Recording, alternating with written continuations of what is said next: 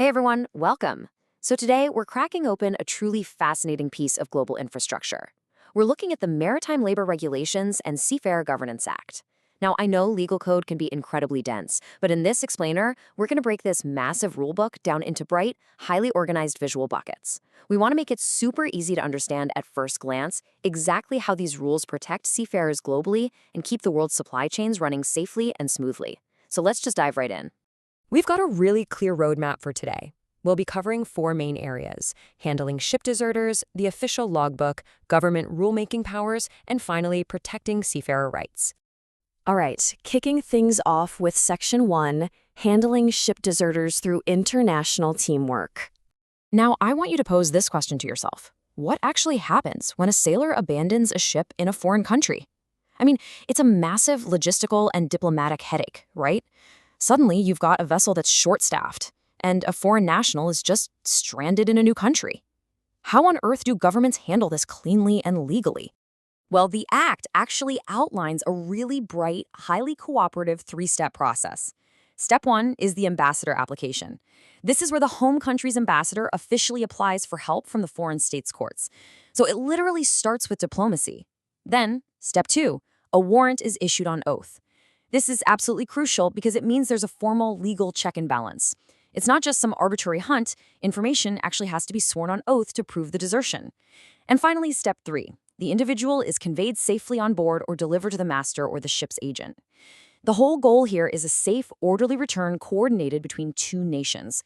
It's a brilliant example of how countries team up to resolve complex human logistics. Moving right along to Section 2, the official logbook, which is basically the ship's blueprint. If international teamwork is how nations communicate, well, the logbook is how the ship communicates with the law. Think of it as the ship's daily diary, its absolute blueprint of truth. Now, take a look at this number, 200. Under Section 112, every single vessel of 200 tons gross or more is legally required to maintain an official logbook. We aren't talking about your small recreational boats here, right? This is the legal threshold for major commercial vessels.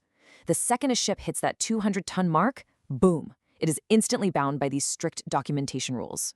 And right on the heels of that is the next crucial number, 24. Because when it comes to these logbooks, accuracy is literally everything. The law explicitly states that no person can make an entry about something that happened before the ship arrived at its final port of discharge if more than 24 hours have passed since that arrival. So why does this matter? Well, it prevents retroactive fabrication. You can't just, make up the ship's diary days later to cover your tracks.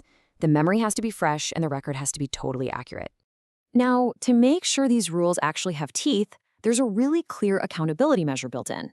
The master, ship owner, or agent has to deliver this official logbook to the shipping master as and when required. It completely ensures transparency. It basically guarantees that the ship's daily operations are always ready for the legal daylight. Okay, that brings us to Section 3, Government Rulemaking Powers, where we are going to be grouping the giant list. So if you were to actually sit down and read Section 113 in the source text, it is a massive, incredibly dense A to Z list of legal powers. But instead of forcing us to stare at an alphabet soup of clauses, we can easily organize them into three clear thematic columns to make it easy to understand at first glance. First up, financial security. This is where the government makes rules about the payment of wages, advances, and how to recover unpaid money. Then in the middle, we've got well-being and health. This covers the rules for provisions, accommodations, and medical fitness. And finally, on the right side, logistics. This dictates minimum manning scales, continuous discharge certificates, and those official logbooks we just talked about. By visually bucketing the giant law this way, you can instantly see exactly what the government is regulating. To put a nice bow on this section, the central government has this broad, overarching power to enforce the Maritime Labor Convention. This power essentially sits right on top of all those specific daily regulations we just bucketed. What this means is that the government isn't just making up rules for the fun of it, they're actually aligning domestic law with a massive global standard. This ensures that everything from dispute tribunals to the sensitive handling of a deceased seafarer's property is all covered under one really powerful umbrella. Which leads us perfectly into Section 4, protecting seafarer rights and focusing on the human element. So, how do all these dense, overarching rules actually guarantee the daily rights and safety of the individual seafarer? Well, first up, let's look at financial protections. The law here doesn't just broadly say, hey, pay your workers. It gets incredibly specific to truly protect the seafarer's livelihood. The rules dictate the exact payment of wages, how advances and allotments are handled, and, super importantly, the rate of interest on payable wages. It even covers the precise conditions for unpaid wages and the exact indemnity amounts a seafarer is owed.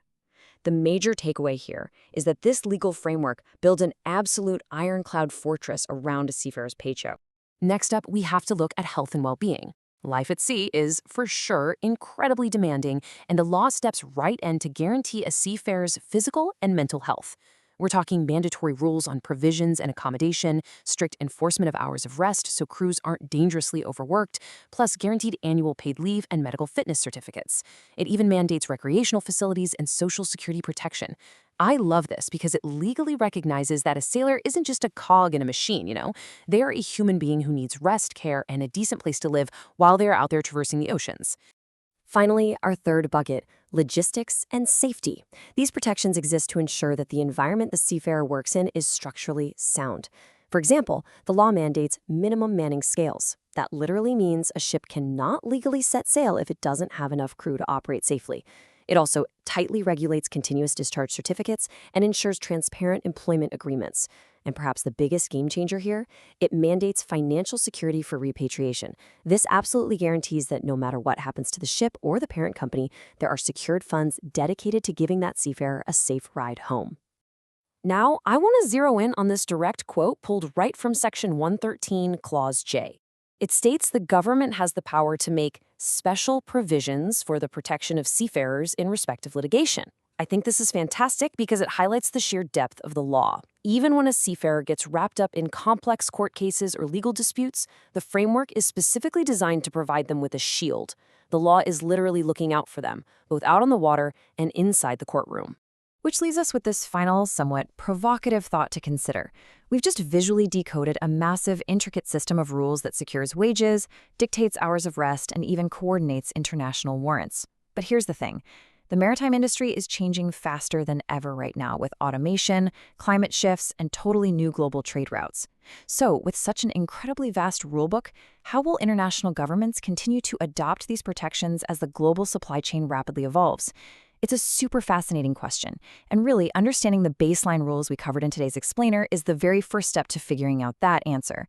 Thank you so much for joining me to unpack all of this. Keep learning, keep questioning, and I'll catch you next time.